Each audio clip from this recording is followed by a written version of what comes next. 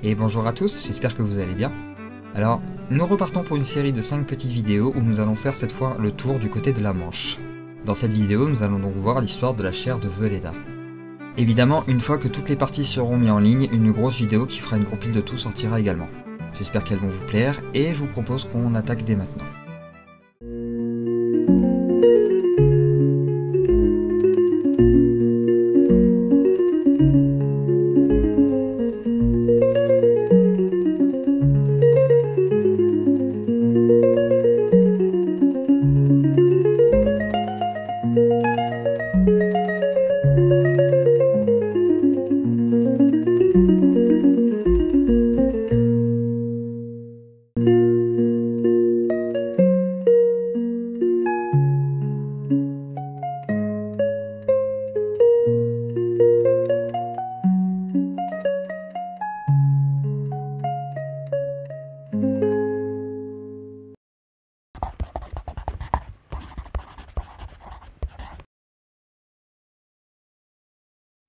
Nous commencerons avec une histoire assez proche de celle d'un géant que nous avions vu dans une ancienne vidéo, celle où un monde en écrase un autre. L'arrivée des Romains sur les terres gauloises eurent au fait de mettre à mal le culte des anciens dieux, notamment celui de Teutatès.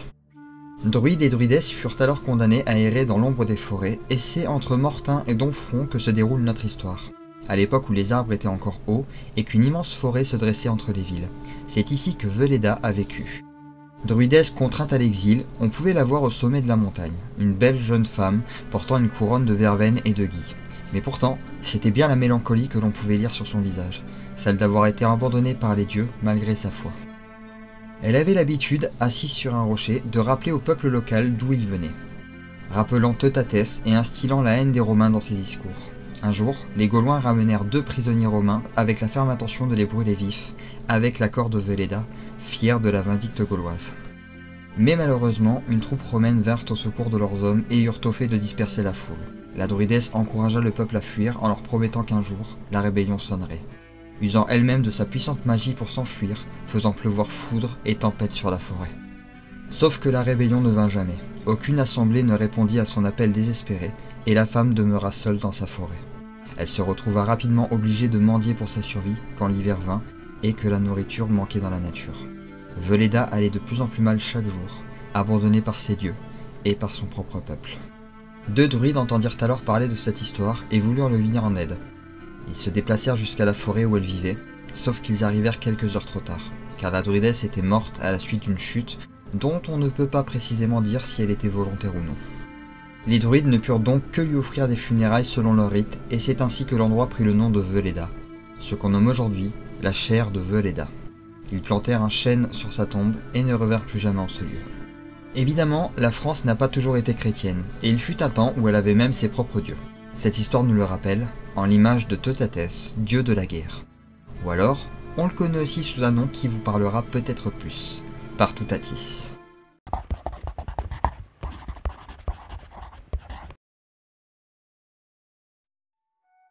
Et c'est une nouvelle créature que l'on peut ajouter au bestiaire français, même si elle est assez connue en réalité. Car on la nomme bien plus souvent le gobelin. Un nom dont on a déjà au moins une fois entendu parler, que ce soit dans un livre, un jeu, un film ou une série. Mais ici, pas de créature maléfique façon Tolkien. Le gobelin est même plutôt bienveillant par nature. Sorte de mélange entre un nain et un lutin, ce sont des créatures espiègles, capables de changer de forme à leur gré pour jouer des tours, mais où qu'ils passent, ils ne laissent aucune trace.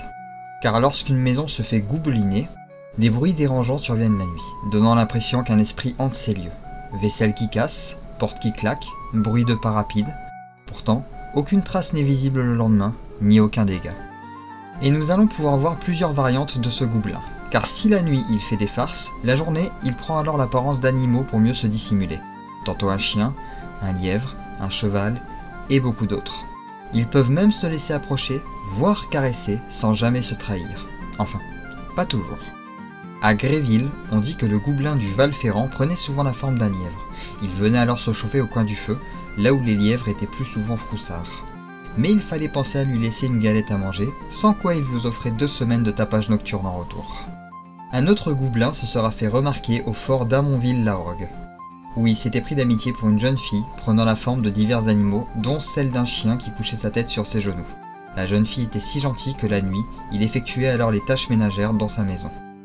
Ils s'amusaient ensemble et jamais on ne vit une amitié aussi pure envers humains et créatures fantastiques. Le gobelin n'hésitait même pas à montrer sa véritable forme pour lui faire montre de sa joie, dansant et riant, quand il ne jouait pas des petits tours aux habitants du coin ensemble. Un dernier, bien moins connu, était celui de Jobour, qui prenait la forme d'un lièvre, mais qui ronronnait comme un chat. Personne ne fit mine de l'avoir remarqué, laissant ainsi la créature tranquille, qui se contentait par des caresses amicales. Ils espéraient ainsi éviter probablement le traditionnel tapage nocturne. J'imagine qu'il y a beaucoup d'autres histoires, mais bien évidemment, nous nous arrêterons ici. Je trouve cela appréciable de voir une créature qui sera parvenue à vivre en harmonie avec les habitants locaux. Car malheureusement, cela ne finit pas toujours aussi bien dans la plupart des histoires.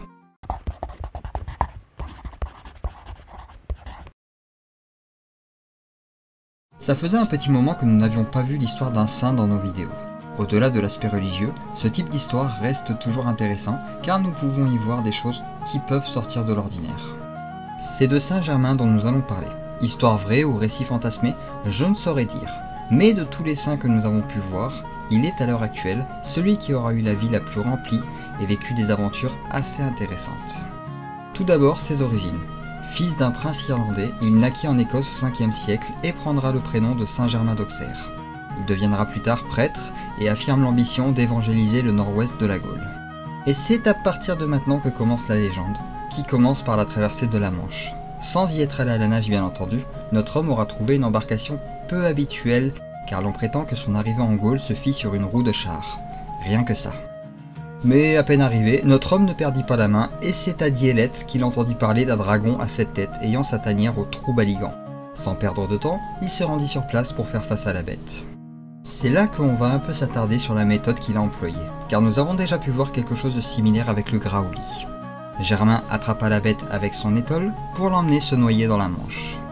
Ce faisant, Saint-Germain convertit une bonne part des habitants de la région avant de partir pour Carteret où il affronta un second dragon de la même manière. L'homme n'était clairement pas du genre à faire les choses à moitié, disons-le.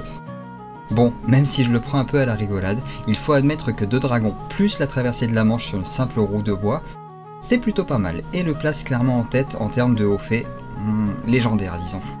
Mais le reste de sa vie s'avère tout aussi louable, car il la voit à sa mission, et il trouvera la mort tué par un chef local n'ayant pas apprécié l'arrivée d'un prêcheur dans sa ville.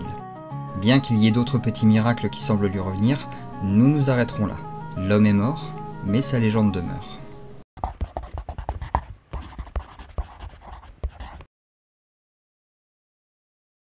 Les fantômes sont légion dans nos petits coins, et il n'est pas rare d'en croiser presque à chaque région. Les dames blanches sont d'ailleurs parmi les plus récurrentes parmi eux. À Tonneville, une légende parle justement d'un de ces fantômes.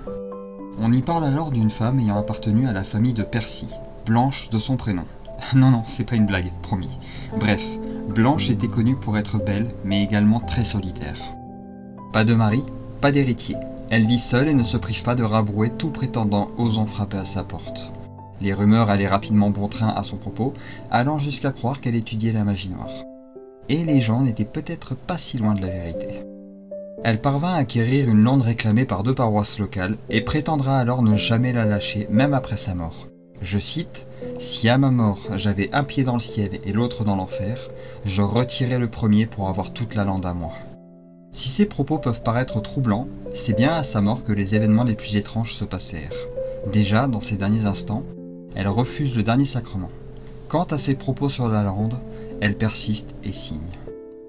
Une fois son dernier souffle rendu et Blanche dans son cercueil, les porteurs ne parvinrent pas à sortir de l'enceinte de son manoir avec. Il devint si lourd que les locaux et la famille n'eurent d'autre choix que de l'enterrer dans le domaine du manoir, malgré de multiples tentatives pour soulever le cercueil. Quant à la lande, elle tint promesse et son fantôme continue de la hanter, égarant tout voyageur imprudent osant poser un pied sur ces terres, et les faisant tourner en rond pour les faire revenir inlassablement près de l'étang de Percy, qui se trouve sur cette même lande. On peut alors entendre la dame rire du désarroi de ses victimes jusqu'à ce qu'elle daigne les relâcher. Ou alors l'apercevoir au loin, une silhouette disparaissant dès qu'on plisse les yeux pour mieux la voir. Blanche de Percy ne lâchera jamais la lande, ni l'étang, selon la légende. Et vous voulez savoir ce qui est le plus troublant ? Lors de travaux en 1949, on aurait retrouvé une tombe sans inscription sous le seuil du pressoir dans le domaine, donnant ainsi de quoi réfléchir. Le mystère demeure sur la véracité de cette histoire. Mais bien évidemment, libre à vous d'y croire ou pas.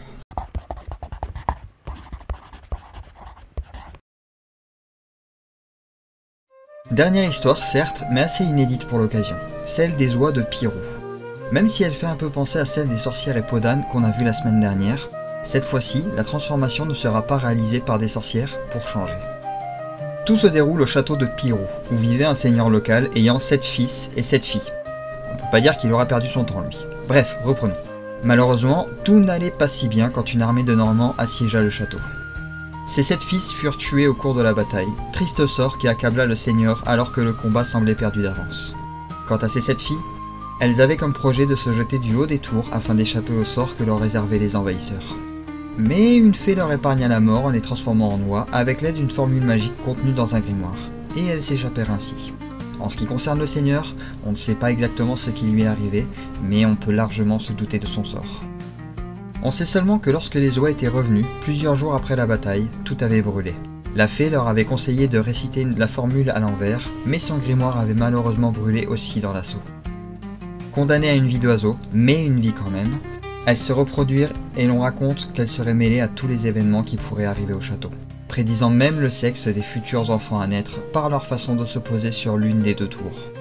Une autre version de cette histoire prétendrait que les filles étaient en réalité des fées, filles d'un ancien seigneur magicien. Elles se seraient alors transformées d'elles-mêmes en oies pour échapper à une invasion de pirates. Mais bien évidemment, ce ne sont que des histoires, et celles-ci pourraient s'expliquer par la migration naturelle des oies en Mars. On dit alors que leur arrivée dans le Cotentin, en grand nombre, peut être perçue comme un bon présage. Quant à notre histoire, elle s'achève ainsi. Je trouve celle-ci passionnante car elle pourrait avoir un fond de vérité. Comme beaucoup d'autres après tout. D'autant que le château en question possède vraiment cet aspect conte de fées qui va bien avec l'histoire.